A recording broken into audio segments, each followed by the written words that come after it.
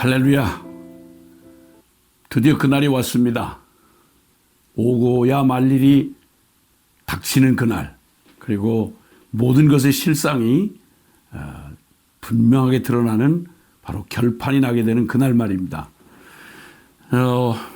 성경에서도 그 하나님의 그 언약하신 말씀과 그 진리가 분명 드러날 게 확실한데도 그 과정 중에는 올바로 가는 사람이 오히려 미친 취급을 당하고, 그리고 똑바르게 올곧게 살고자 하는 사람이 왕따를 당하며, 그리고 비웃음거리가 되는 경우가 왕왕 많이 있습니다.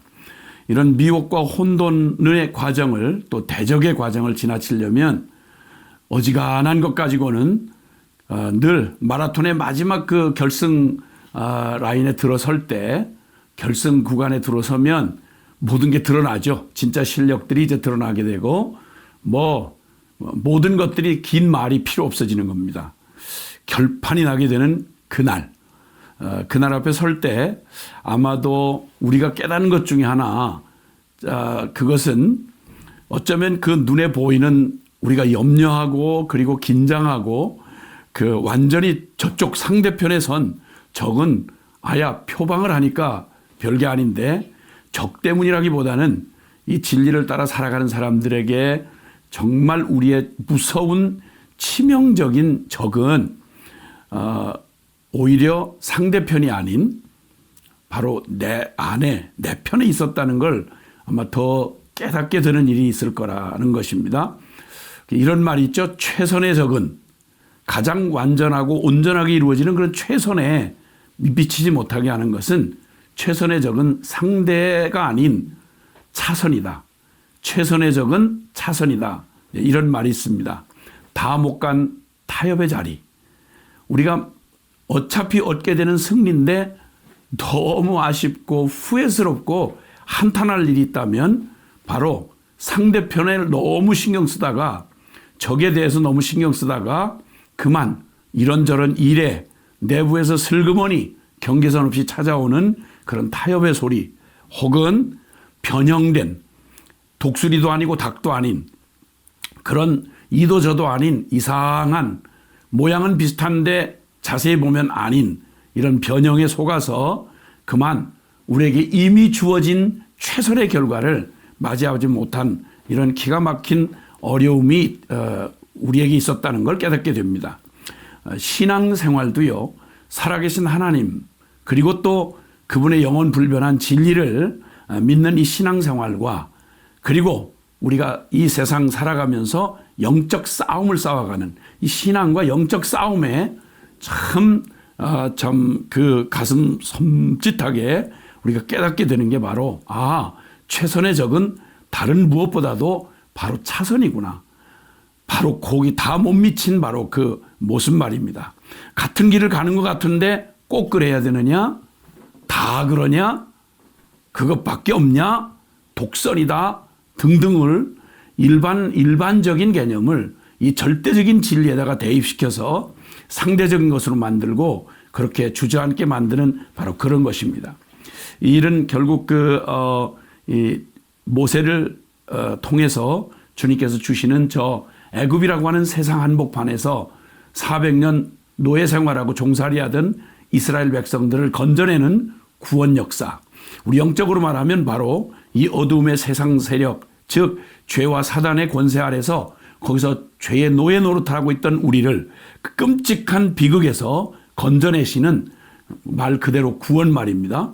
우리의 영혼이 구원을 받고 우리가 저주받은 저 죄의 노예에서 영원한 하늘 새 백성이 되는 이 놀라운 구원을 이루는 일에 역시 그 모형과 같았던 역사 속에 실제했던 이 출애굽 역사, 바로 그 애굽이라고 하는 현존하는 강력한 제국 안에서 400년의 노예 생활을 이제 끝을 내고 나와야 되겠는데, 이 바로는 당시에 사람인데 신 노릇을 했습니다.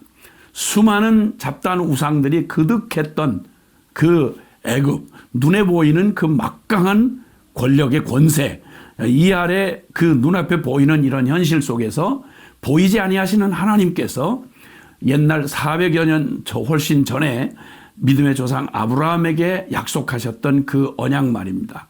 내가 내 백성을 애굽 이방 나라 가운데서 내가 그들을 치고 내 백성을 건져내리니 그들이 나와 내가 약속의 땅 가나안으로 들어오게 되리라고 말씀하셨던 그 말씀 말입니다.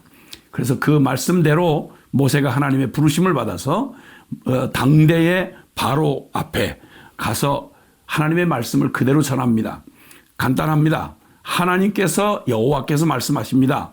내 백성을 보내라. 그들이 나를 섬길 것이다. 간단한 메시지였습니다. 바로가 눈앞에 사람으로서 왕이지만 그러나 진정한 참된 왕, 참된 주권자는 하나님이십니다. 그 하나님께서 바로에게 명령하십니다. 내 백성을 보내라. 내보내라. 나를 섬기도록. 이렇게 말씀하셨습니다.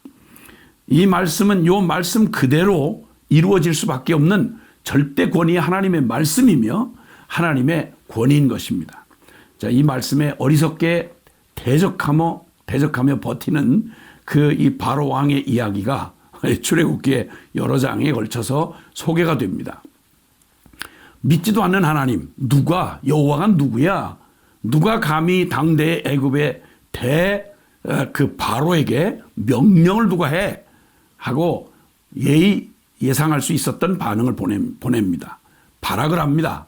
그리고 잘 아는 대로 9가지 재앙이 악소리 할 수 없도록 하나님께서 그 재앙을 그 땅 가운데 나타내 보여주심으로 스스로 알 수 없는 그들에게 바로와 애굽 백성에게 그리고 하나님의 백성 이스라엘에게 알게 하시기 위해서 아주 강물을 피로 만드는 일로부터 해서 하나님의 그 초자연적인 권능의 역사가 바로 그 애굽의 사람들이 신으로 섬기는 그런 모든 그런 그 신의 형상으로 만들고 섬기는 그런 짐승과 곤충과 그러한 것들의 비웃듯이 하나님께서 그걸 오히려 그들은 축복을 받자고 섬기는 신을 오히려 재앙의 도구로 사용하셔서 누구라도 어린아이라도 아니 짐승도 느낄 만큼 그렇게 아주 강하고 단호하게 살아계신 하나님의 권능을 보여주셨습니다. 그쯤이면 한 번, 두 번만 해도 그들을 그 9가지 재앙이 내려졌던 그 재앙 중에 한두 가지만 보았더라도 이건 무슨 한두 사람에게 일어나는 무슨 마술 같은 일이 아니고요. 그냥 그대로 다 그냥 온 자연계와 그리고 이 모든 현상계에 하나님의 그 초자연적인 능력이 그대로 드러나서 누구나 다 알 수 있는 일이었습니다. 참 미련하기 짝이 없죠. 근데 그 모든 그 권능으로 보여주시는데도 불구하고 그 바로는 계속해서 미련을 떱니다. 안 내놓는 거죠. 끝내 버티는 것입니다. 강팍해집니다. 점점 더 강팍하고 미련하고 그 자존심과 그리고 허세에 꽉 사로잡혀서 놓지 않습니다. 나중에는 정이 이제 궁지에 몰리면 타협을 합니다. 자, 이렇게 적당하게 타협을 하자라고 내 체면도 살리고 그 하나님이라고 하는 분도 체면을 살리고 적당하게 하자. 그리고 나중에는 또 그 3분의 1만 보내라. 짐승만 보내라. 아이는 두고 가라. 짐승은 두고 가라. 이런 식의 그런 타협안을 할 수 있는 대로 다 내놓습니다. 그런데 결국은 결판은 결코 나지 않습니다. 거덜이 날 지경이 됐는데요. 애굽 나라가 재앙으로 말미암아 거덜이 나서 백성들이 탄식을 하고 신하들조차도 말합니다. 왕이여, 이제 애굽이 다 망한 거 모르십니까? 이렇게 말할 정도로 9가지 재앙이 꽉 찰 때까지도 절대 내놓지 않습니다. 영적인 그 영적인 상황을 그대로 보여주는 모습입니다. 이 바로는 바로 제정신이 아니고요. 바로의 배후의 역사는 하나님의 나라를 대적하는 악한 사단의 속성이 그대로 드러나 있습니다. 그는 죽이고 멸망시키고 스스로 멸망당할 이 거짓의 아비인 사탄에게는 절대 합리적이거나 감동적이거나 아니면 그를 설득시키거나 그런 일은 없습니다. 복음을 가지고 하나님 나라의 일을 이 구원 역사를 이루려고 하는 우리 목회 현장에 선교 현장에 또 우리 개인의 신앙생활에 가장 참 무서운 유혹이 바로 그겁니다. 잘 설득하면 저 사람들을 감동시키면 믿을 거라고 생각합니다. 아니요. 그런 목적으로 다가가서 감동될 죄인이면 이 땅에 구원자가 필요 없습니다. 결코 본성적으로 그들이 하나님에 대하여 절대 순종할 수 없습니다. 저와 여러분이 원래 허물과 죄로 죽어서 태어났던 이 자아 충만했던 우리의 자아의 특성이 바로 뭐냐면 불순종의 아들들 가운데 역사하는 영, 즉 사단의 지배 아래에 있던 우리는 하나님을 마음에 두기 싫어하고요. 그리고 그 절대 내가 하나님 되고 내가 주인이 되어 내 멋대로 살고 싶어하는 우리의 본성 안에서 절대 하나님의 그 합리적이고 그리고 바른 빛 앞에 어둠이 저절로 항복 안 합니다. 절대 스스로 굴복당하고 설득해서 증거가 모자라서 이론이 모자라서 절대 아닙니다. 그건 핑계일 뿐입니다. 그리고 결국 가서 핑계할 때가 없을 때면 본색을 확 드러냅니다. 마지막 9가지 재앙을 받고도요. 그리고는 하나님을 대적하면서 모세와 아론에게 다시 내 앞에 얼굴 보이지 마. 하나님 이거 먹어 싫어. 보면 죽일 거야. 하고는 마지막 발악을 합니다.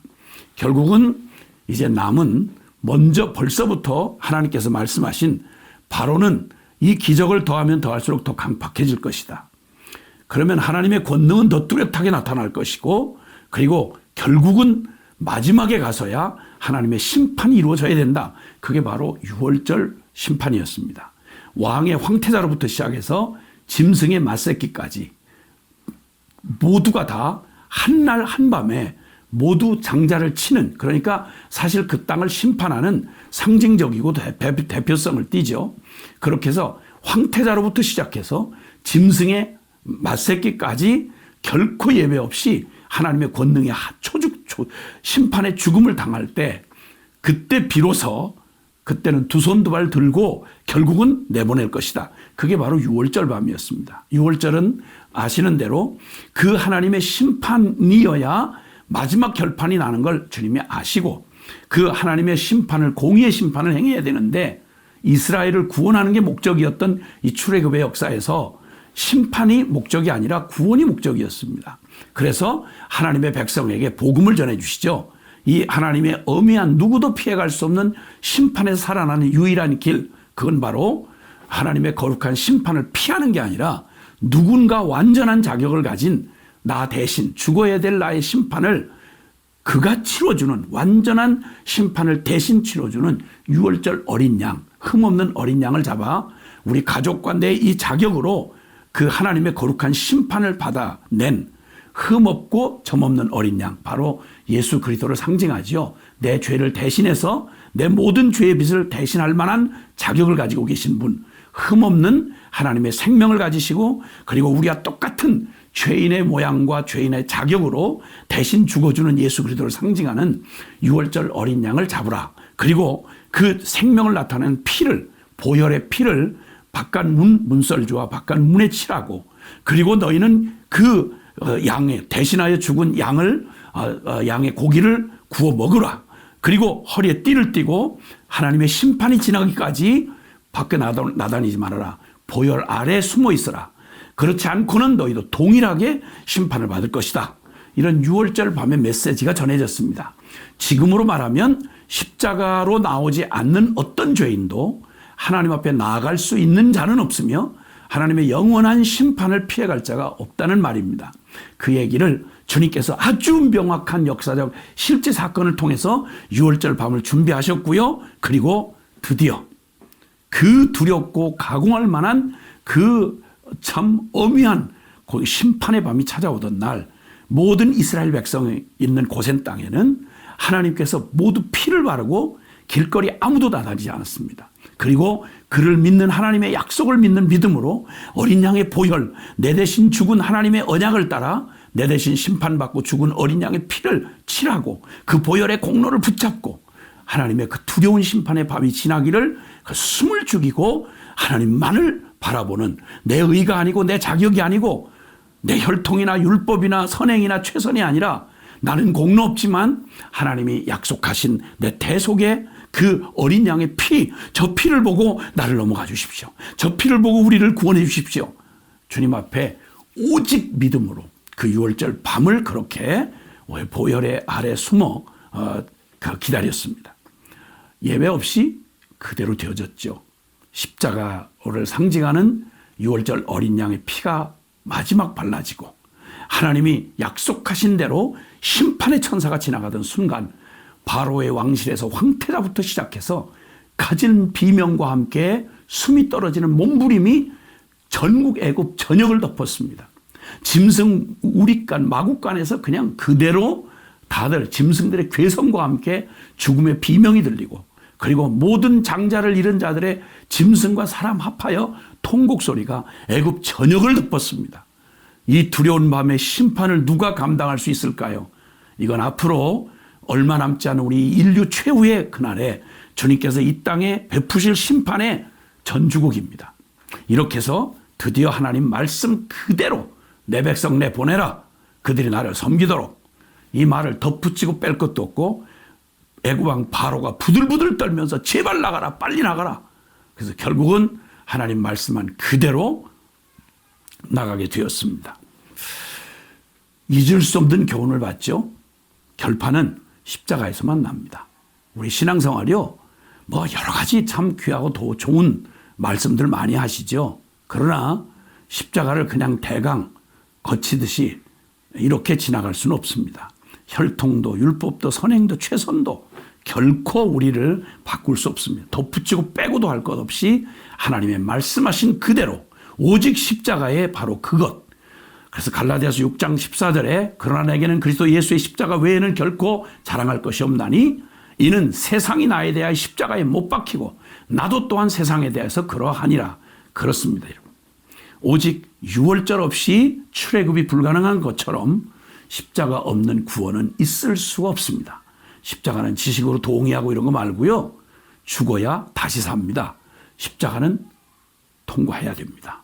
예수 죽음 내 죽음이 되고 예수 부활 내 부활. 그래서 이제 몸뚱이는 그 몸뚱이로 나오되 옛날 노예에 대해서는 죽고 이제는 하나님의 새 백성이 되어 당당하게 보혈의 공로를 의지하고 다시 태어난, 그래서 양의 고기를 먹고 내 힘으로 사는 자가 아니요 나를 위해 죽고 다시 사신 예수 그리스도를 성만찬처럼 내 피를 먹고 내 살을 먹는 자는 나로 인하여 살리라 라고 하신 하늘 새 백성의 삶, 신앙의 삶, 영적 전쟁의 승리자의 삶, 이 삶이 바로 우리가, 내가 아닌 내 안에 주님이 승리케 하시는 그 삶이 드디어 믿음의 삶이라고 말하는 삶이 펼쳐지는 것입니다. 할렐루야. 최선의 적은 차선입니다. 결코 하나님과 진리는 섞거나 타협하거나 변형시킬 수 없습니다. 흔들리지 마십시오. 견고하여 오직 백문일답 예수 그리스도의 십자가 부활의 복음뿐입니다. 우리 날마다 생생한 복음. 할렐루야.